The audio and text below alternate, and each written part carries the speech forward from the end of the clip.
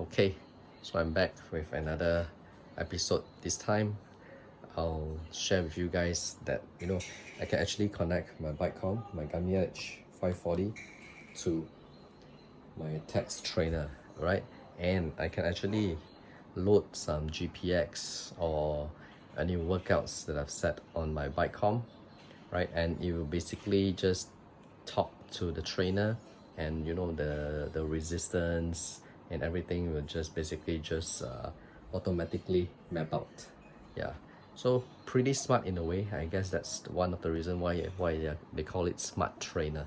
So let me show you guys how to do it in pretty simple steps. Okay, so on your bike com, I'm using the Garmin Edge 540, right? So if you're using this, then basically you can follow my steps. So I just need to go to settings, right? Over here, I go to training, and then from here, go down to smart trainer, right? And then pair. So it will just look for the trainer, right? So once it found the trainer, there you see smart trainer, just connect it, done. So once you're connected, right, and then all these options will appear, right? So I leave everything else out, right? I just what I can do is from free ride, I think is basically you can just pedal, and then I'm not sure if you're able to adjust the trainer gradient. I've never explored that yet, but what I did was I did a ride using the GPX, right? So back to here, so I follow a course. This is all the GPX that I've loaded into my bike com, right? So I did one of the ride here, and on top of that you can also follow an activity that I've done, your past rides as well.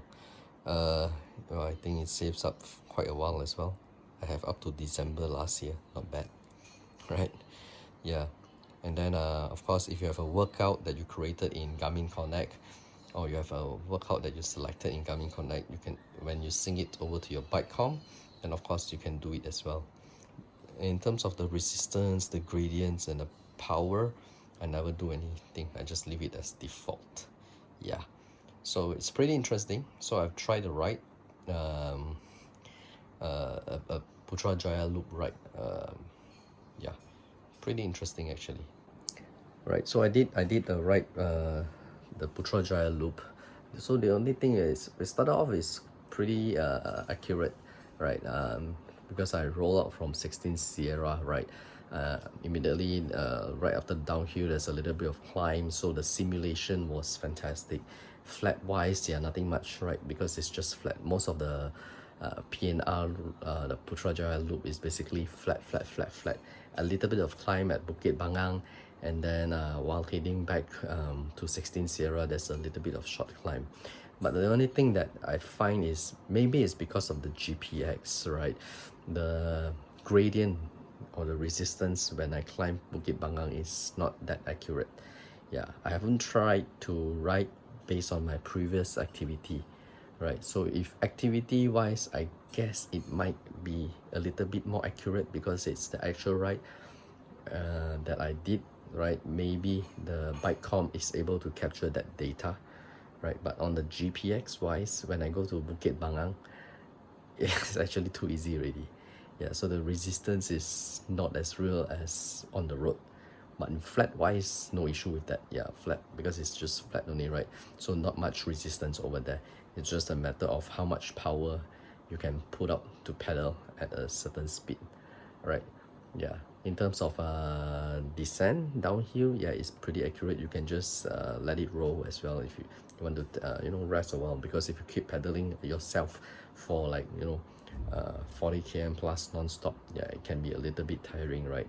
Because there's no draft, it's all your own effort, right? No draft over here. How you want to maintain your speed, right? That's all you yourself. Yeah, so I mean it's fun as well.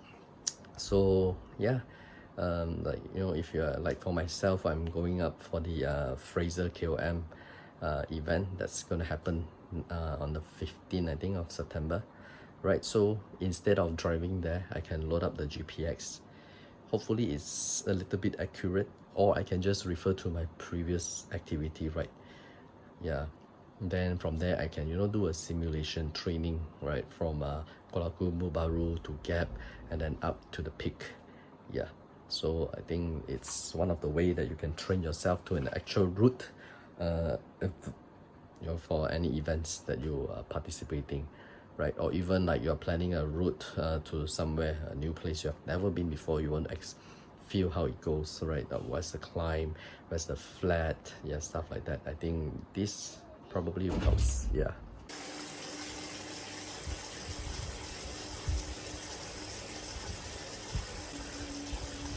Right, so this time I'm routing based on my previous course of course that I've loaded into my bike comp. Right, so this is from 16 Sierra doing the PNR loop. So you can see that's me pedaling right now. Yeah, so a little bit of climb here, which the trainer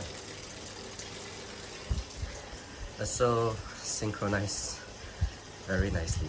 Yeah, okay, let's go.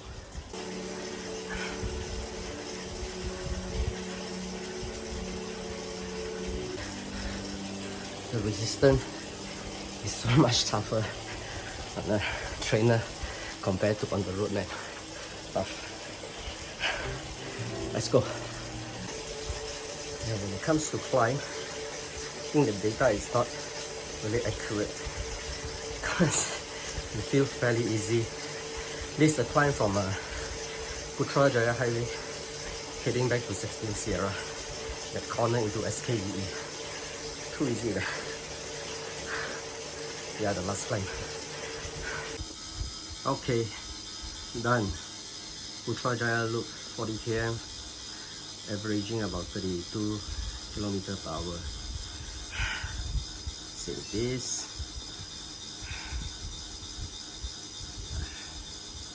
Done for today. Okay, so I just did my first virtual ride pairing my Garmin Edge to the TACX to my trainer. Starting it was fairly good, right? Pretty accurate, except for the climbs. All right. Bukit Bangang seems fairly easy on a trainer with this GPX. Maybe I should use my past record activity. Maybe that one will be much more accurate because the GPX somehow makes Bangang too easy lah. Right, and it also makes the last climb from Putrajaya Highway back to 16 Sierra way too easy also.